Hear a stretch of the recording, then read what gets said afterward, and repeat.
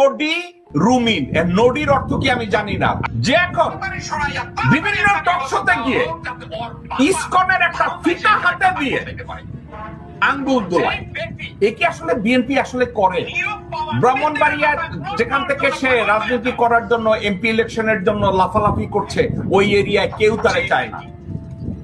তার এরিয়া লোকজনরা বলে নডি রুমিন এর নডির অর্থ কি আমি জানি না, আপনি জানেন কিনা আমি জানি না। নডি না নটি এর অর্থ কি আমার ধারণা নাই। ওই এলাকার লোকজনরা বলে তারা নডি। আমি বললাম ভাই নডি নটি এটা কি, এর অর্থ কি?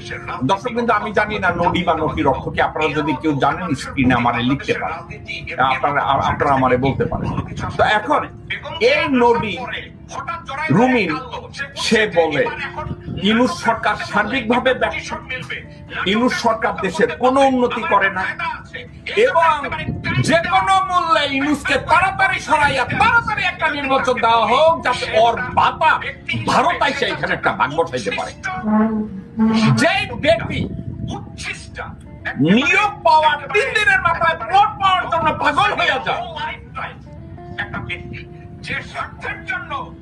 যে ব্যক্তি আজকের ইসকনের একটা ফিতা পাইন্দা লোকজনের সামনে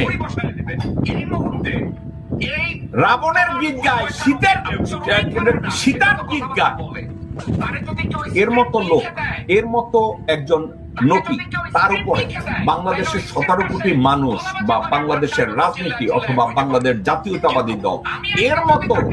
ও একজনে লিখছে নটি মানে বেশ্যা। জাকির হোসেন সাহেব থ্যাংক ইউ, আমি নটির অর্থ জানতাম না, থ্যাংক ইউ, আপনি আমাকে যেটা শিখালেন, আপনাকে অনেক ধন্যবাদ।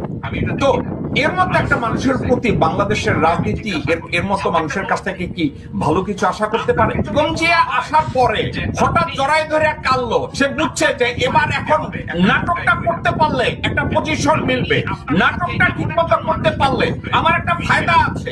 এই জন্য একেবারে কাইন্ডা পেশাব কইরা বমি কইরা চিন্তা করছে।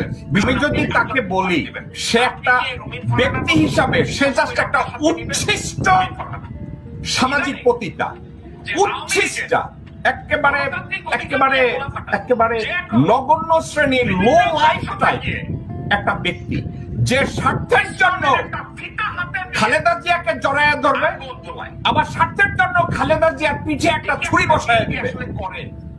আমি কি খুব বেশি পাড়ায় বললাম নাকি আপনার কাছে লজিক্যাল মনে হয়?